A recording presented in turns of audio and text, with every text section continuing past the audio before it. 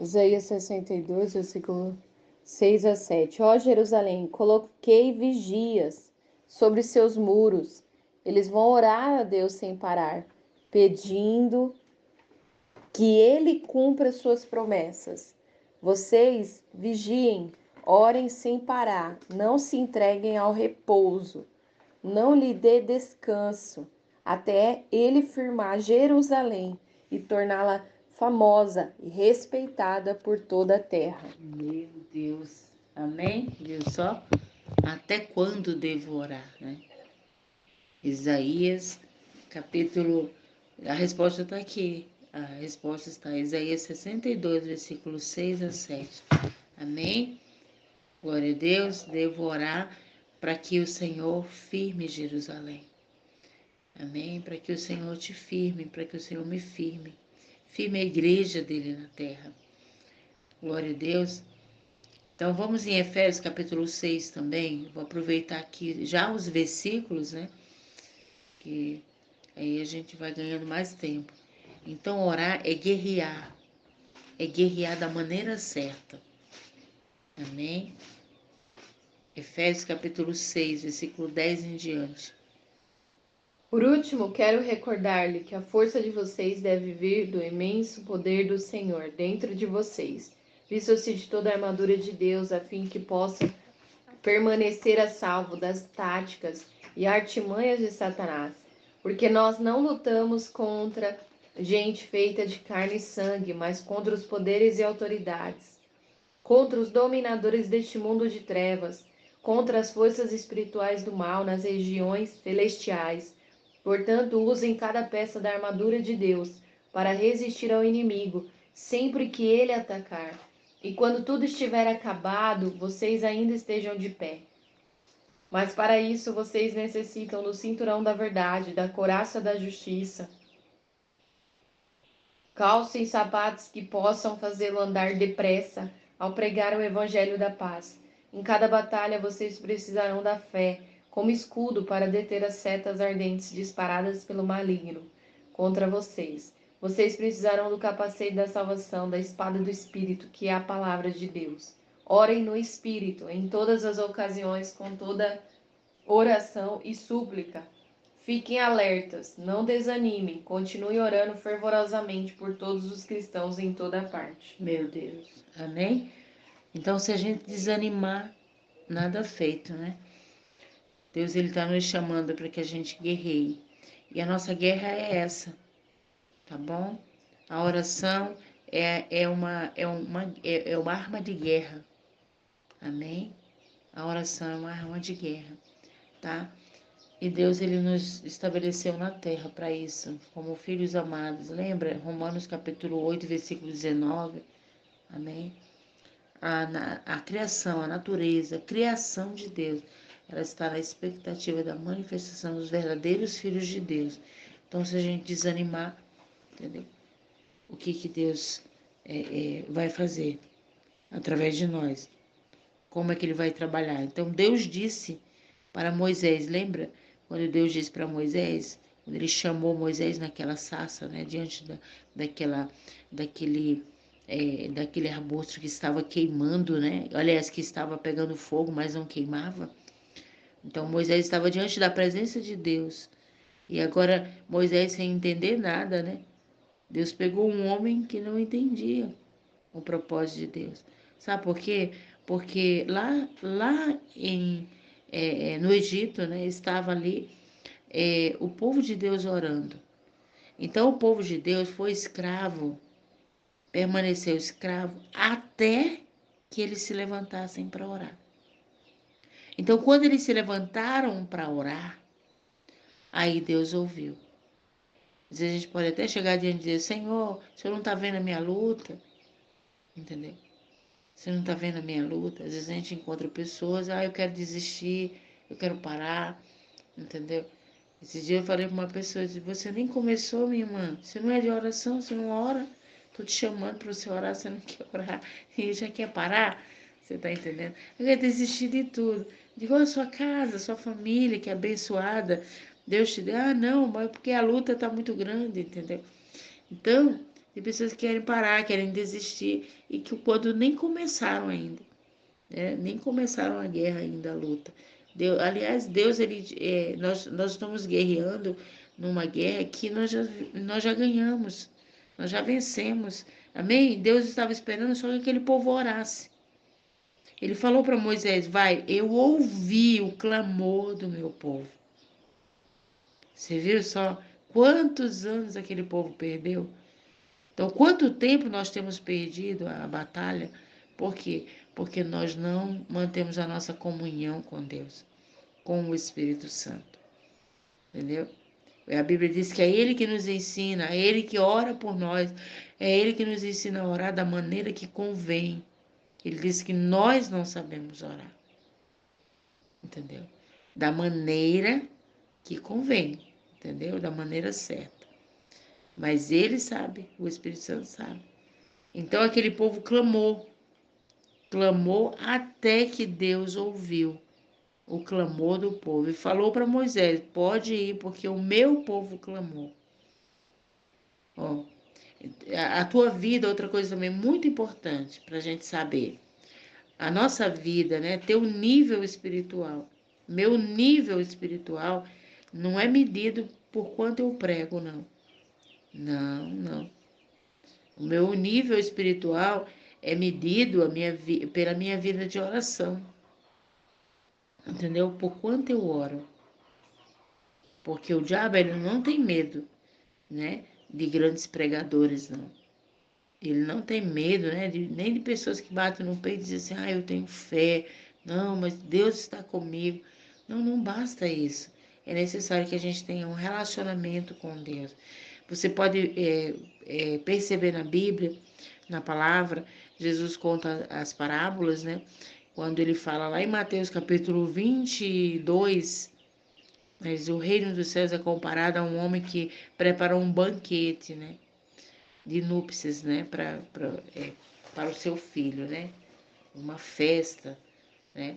Para o seu filho. Esse banquete é referente a nós.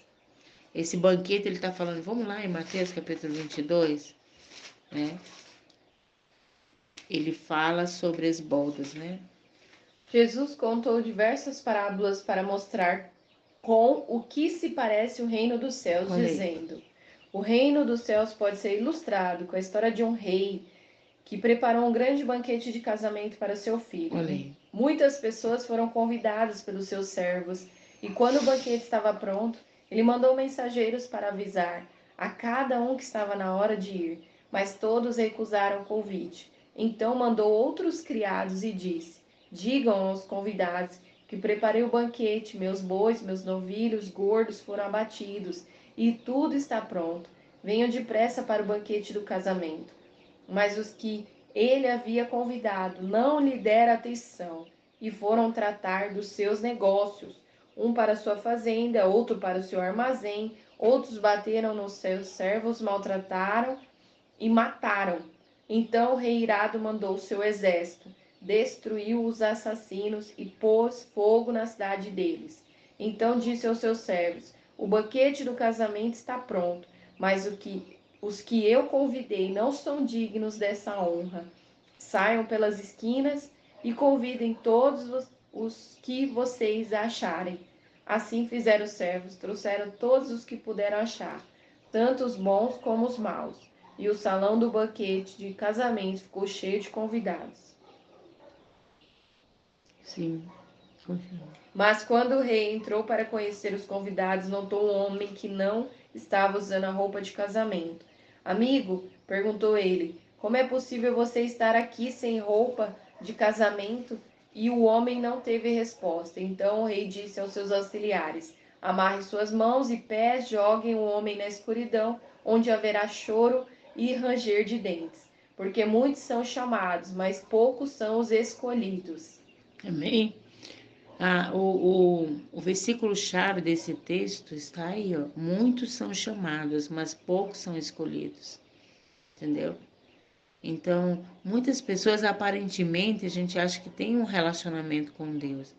Mas o banquete é a oração, O banquete é o jejum, o banquete é é cada vez que você determina dentro do seu coração de se aproximar de Deus, de manter uma comunhão com o Espírito Santo, que é dessa maneira que a gente se aproxima de Deus, é dessa maneira que a gente é santificado, né? Jesus disse: santifica-os na verdade, a tua palavra é a verdade. A oração é você cumprir a palavra de Deus. A oração é você se agradar da palavra, do que Jesus disse: orem, né, sem cessar. Do que Jesus disse: todo aquele que vê a mim, de maneira nenhuma lançarei fora. Entendeu? Do que Jesus disse: eu amo os que me amam, os que me procuram me acham. Do que você acha que ele está falando? Ele está falando da oração, ele está falando do jejum, ele está falando da meditação na palavra, ele está falando da aproximação da gente com o Espírito Santo.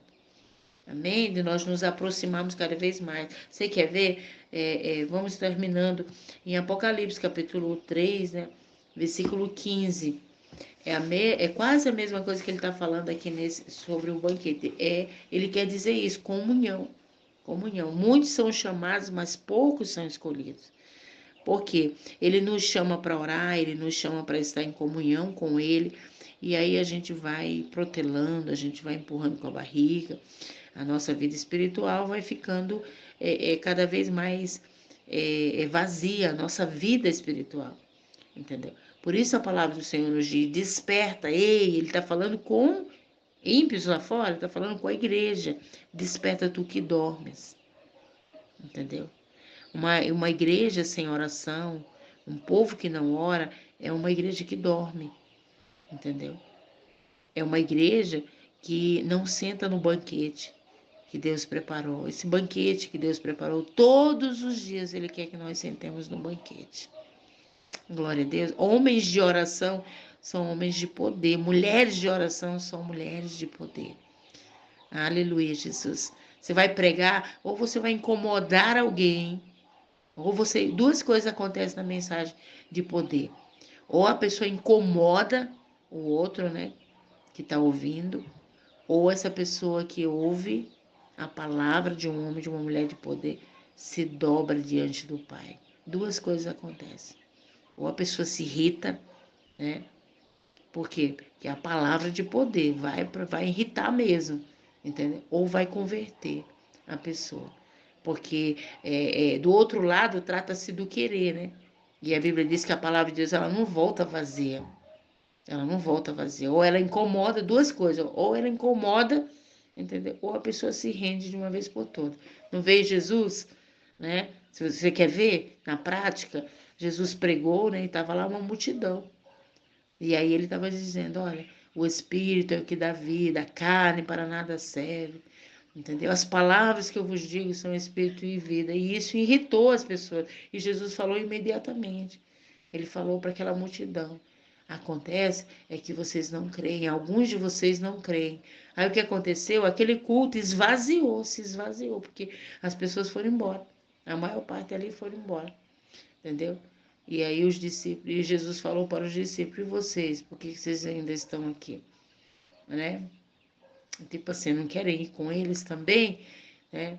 E a Bíblia diz que Pedro isso está lá em João 6, versículo 63, 64, 65, 66, ele vai indo. Aí a Bíblia diz que Pedro falou para Jesus: para onde iremos nós, se só tu tens palavra de vida eterna?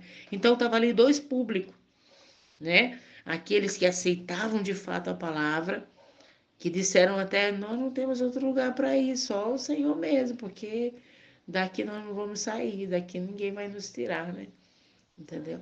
Estamos decididos a permanecer, mas também está lá outro público que a Bíblia diz que saiu, que teve que sair da presença de Deus, entendeu? Então, a palavra de Deus, de um servo de Deus que ora, de uma mulher de Deus que ora, de um homem, de um jovem que ora de fato, ou ela vai incomodar, a palavra ela vai inflamar o coração das pessoas para mudar, né?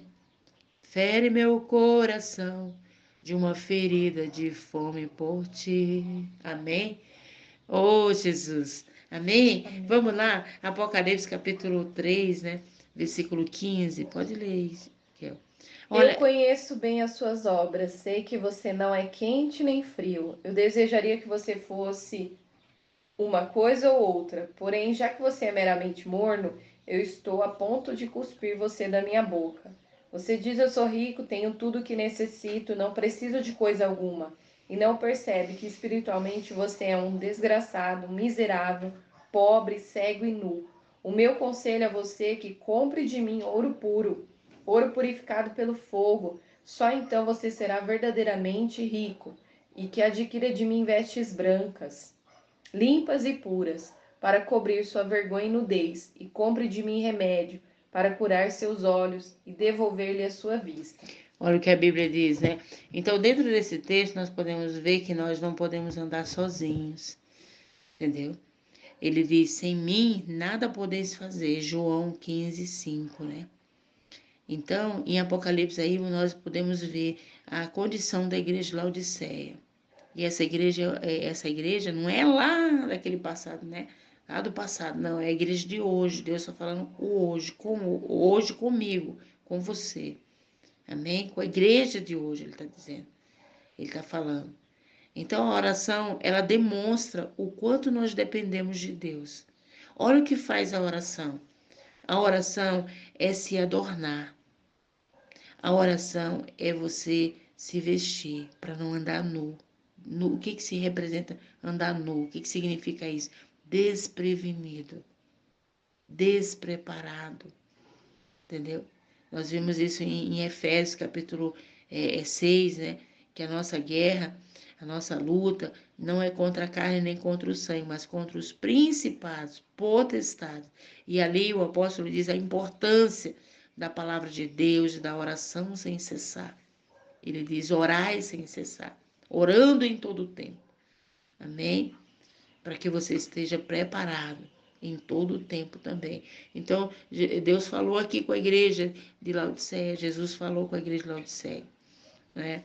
Ela estava nua. Uma pessoa que não ora, ela anda nua. Ela anda nua, entendeu? É, é, eu já tive essa experiência de Deus me mostrar no sonho, entendeu? A minha falta de oração. Hoje eu vivo assim numa fome de orar mesmo, entendeu? O que é mais importante para mim não é pregar, o que é mais importante para mim é orar. Eu pude compreender isso, entendeu? Aí eu achava que não, vamos pregar, entendeu? Eu saí atirando para todo lado, entendeu? Mas aí Deus me deu sonhos. Eu tive sonho que eu estava seminua. Eu estava seminua. E ali, e eu fiquei buscando de Deus. E no sonho mesmo, que disse que eu tinha vergonha, assim, eu me preocupava, porque eu tinha que sair na rua. Eu tinha que sair na rua, né? Diante das pessoas. Já imaginou? E literalmente, assim, literalmente no sonho, eu falei, meu Deus, Senhor, e eu queria entender. Eu busquei de Deus uma compreensão, entendeu? E Deus me revelou dentro do meu coração que é porque faltava a palavra, faltavam momentos que eu precisava tirar para me estar na palavra, buscando a palavra, meditar na palavra, entendeu? E faltava a oração. Então, que Jesus falou com a igreja de Laodiceia que faltava isso para ela. Ela não tinha comunhão com o Espírito Santo. Por isso, ela caiu em tentação. Na tentação de quê? De orgulho. A gente acha que tentação é você cair em adultério, em prostituição, né? Em roubo, em mentira. Sim, tudo isso são tentações que a gente tá sujeito a cair se a gente não vive uma vida de oração. Mas a tentação maior é o orgulho, porque o orgulho que vai nos levar a essas coisas, ao pecado, né, moral, entendeu? Na nossa vida moral, no nosso caráter, entendeu? Tudo começa pelo orgulho. Ah, mas para que orar? Ah, mas para que ficar tanto tempo? Lembra, Jesus disse, no mínimo, ele falou para os discípulos, vocês não têm coragem? Por que vocês não conseguem orar nem mesmo uma hora, pelo menos uma hora? Entendeu? Imagina, tem crente que uma hora para ele é uma eternidade, entendeu? Então, veja só, a oração aqui em Apocalipse capítulo nós estamos falando de oração, né? Então vamos relacionar com Apocalipse capítulo 15, versículo, aliás, 3, versículo 15 em diante. Ele estava falando nada mais, nada menos para a igreja de Laodiceia, que ela não tinha comunhão com o Espírito Santo. De onde vem as vestes, o adorno? De onde vem o vestido, as vestes brancas?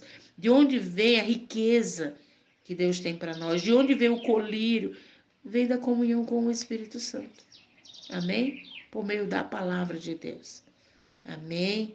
Então, se nós não tivermos esse adorno, se nós não nos vestirmos, se nós não nos limparmos os nossos olhos para poder ter visão, a visão que vem do alto, que vem de Deus, e passarmos a olhar como Deus olha, ver como Deus vê, entendeu? Então, é o meio, olha só, a oração é o meio pelo qual nós nos vestimos. A oração é o meio pelo qual nós limpamos nossos olhos, entendeu? É o meio para se tornar um com Cristo. Amém? Então, os crentes que não oram, o crente que não ora, ele cai em tentação. Ele cai em orgulho, em desânimo, entendeu? A igreja, ela tem a resposta para o caos na família, o caos em todas as áreas, o caos na saúde, né? Quantas pessoas estão doentes, a primeira coisa que elas pensam, tudo bem, não sou contra você ir no médico, a gente ir no médico eu também vou, se eu precisar eu vou, entendeu? Mas a primeira coisa que a pessoa já pensa é nas, como é que se diz, na condição da terra, deste mundo, né? Mas Jesus está dizendo na palavra dele, entendeu? Que ele já nos abençoou com toda sorte de bênção, aonde? Nas regiões celestiais, em Cristo Jesus. É na intimidade, na oração, na vida com Deus, na comunhão com o Espírito Santo. Amém, queridos? Fica aqui essa palavra. Deus abençoe sua vida, em nome do Senhor Jesus.